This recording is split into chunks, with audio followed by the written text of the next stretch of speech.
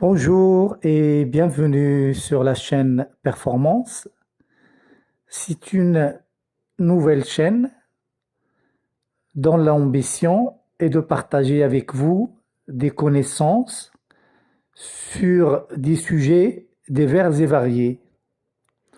Aujourd'hui, nous avons choisi d'aborder un sujet qui est pour les non-initiés, reste méconnu, même si dans notre vie quotidienne, on parle de normes, de règles. Donc, aujourd'hui, le sujet, on va traiter les normes ESO. Ce sont des normes internationales. Nous allons voir dans un premier temps de quoi parle-t-on, de quoi s'agit-il lorsqu'on entend le mot ESO et la définition de la norme ESO. Donc, d'abord, qu'est-ce qu'une norme? C'est vrai qu'en France, la tendance bureaucratique à créer beaucoup de normes crée de la méfiance. Mais les normes ESO, ce sont des normes d'un genre particulier. Ce sont des normes d'organisation, mais aussi de l'assurance qualité. Commençons par le commencement, à savoir qu'est-ce qu'une norme. La définition la plus admise, une norme est un document officiel réalisé par un organisme agréé. La normalisation est la rédaction de ces normes. Il y a des établissements qui s'occupent de la rédaction de ces normes et on les appelle les organismes de normalisation. Les organismes les plus connus en France sont AFNOR, CEN, Oasis et bien sûr ESO. ESO, ce sont des normes internationales. Donc la définition officielle de la norme par rapport à la définition générale, il y a aussi une définition de l'ESO. ESO pour International Organization for Standardization. Donc, la ESO définit la norme comme un document établi par consensus et approuvé par un organisme reconnu qui fournit pour des usages communs et répétés des règles, des lignes directrices ou des caractéristiques pour des activités ou leurs résultats garantissant un niveau d'ordre optimal dans un contexte donné. Donc la norme doit impérativement lister les méthodes pour reproduire un produit ou un service et doit être aussi reconnue par les professionnels de milieux concernés. La première version de la norme ESO date de 1987.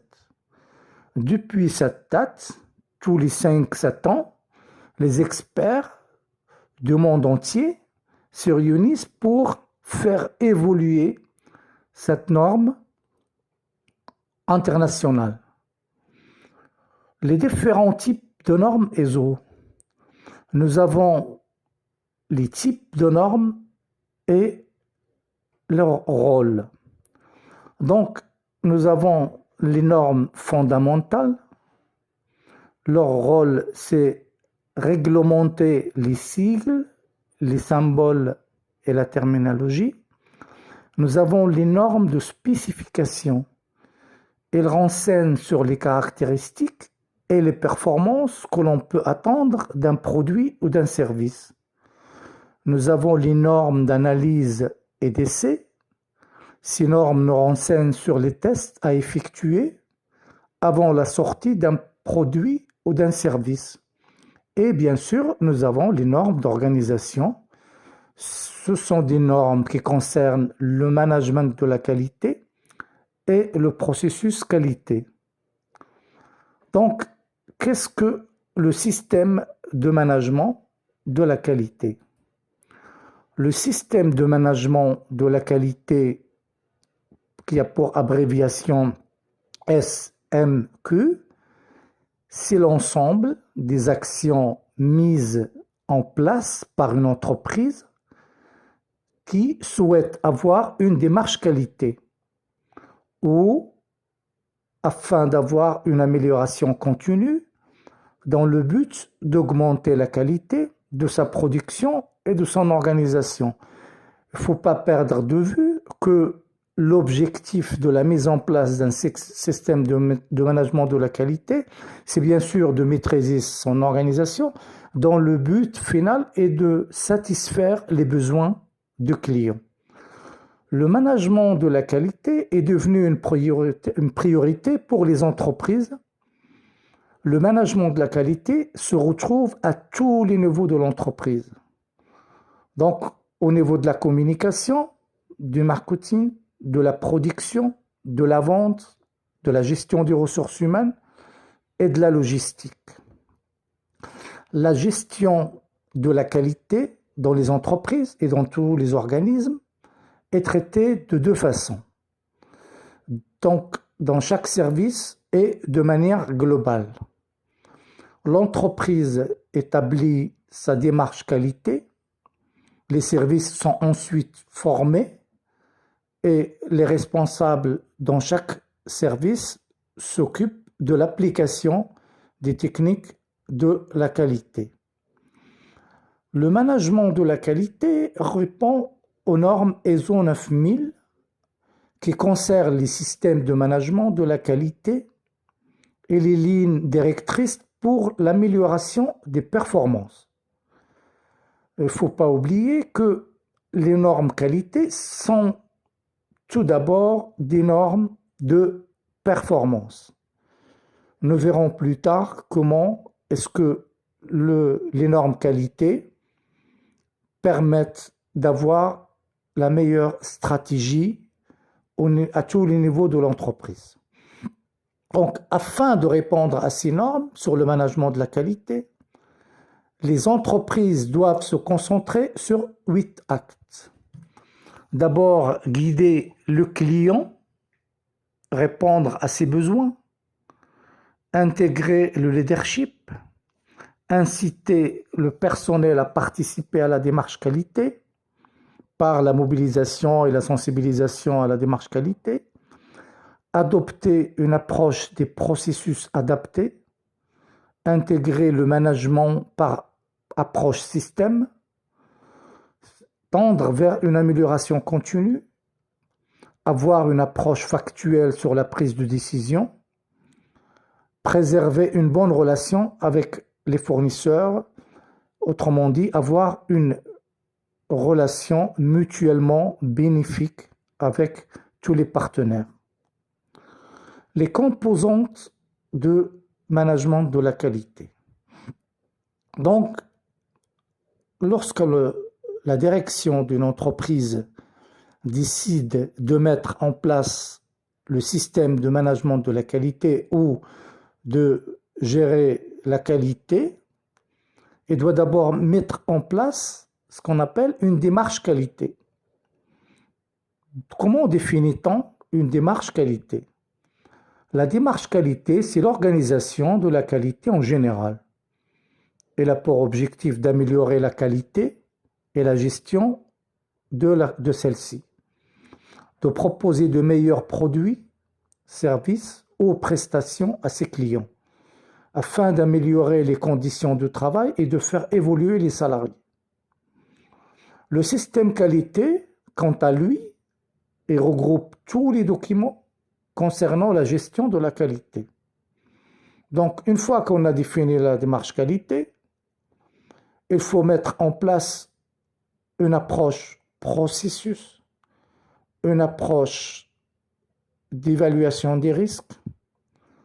Il faut prendre en compte les réglementations, les référentiels qualité et établir un document qu'on appelle le manuel qualité. Celui-ci regroupe toutes les procédures à mettre en place.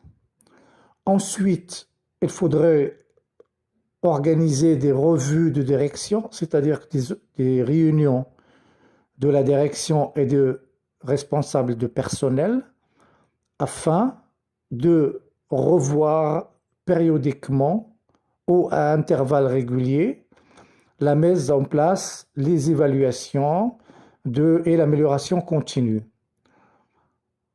Il faut aussi organiser ce qu'on appelle des audits qualité. L'audit qualité, on vient de le voir, c'est tout simplement une évaluation de l'entreprise. Celui-ci permet de vérifier si les objectifs de qualité sont atteints et doit donner lieu à une certification ou une normalisation.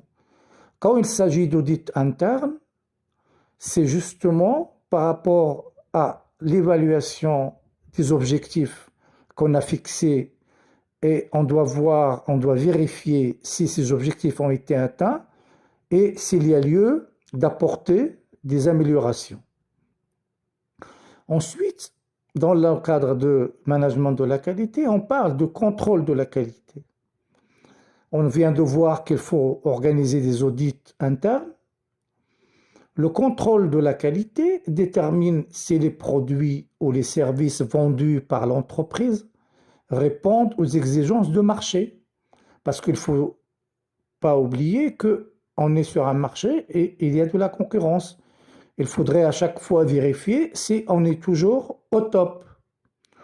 Donc, parfois, on fait des contrôles de qualité à la demande de clients. On regarde par rapport aux législations en vigueur. On regarde par rapport au cahier de charges de l'entreprise, mais aussi aux règles de la normalisation ou de certification si on est dans une démarche de certification. Il y a aussi, tout à l'heure, on avait dit que les normes ISO, ce sont des normes de l'assurance qualité et de l'organisation. L'assurance qualité est un document où sont notés les objectifs en termes de qualité, les garanties et les méthodes employées pour la gestion de la qualité. Il y a lieu aussi d'établir ce qu'on appelle une charte qualité, de quoi on s'engage. Donc c'est un texte court et simple qui résume les engagements en termes de qualité pris par une entreprise. Donc, normalement, une fois qu'on a mis en place une charte qualité et une démarche qualité,